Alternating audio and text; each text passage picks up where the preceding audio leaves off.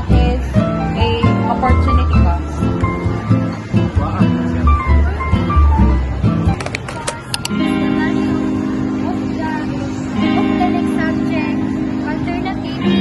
For example, you have $20.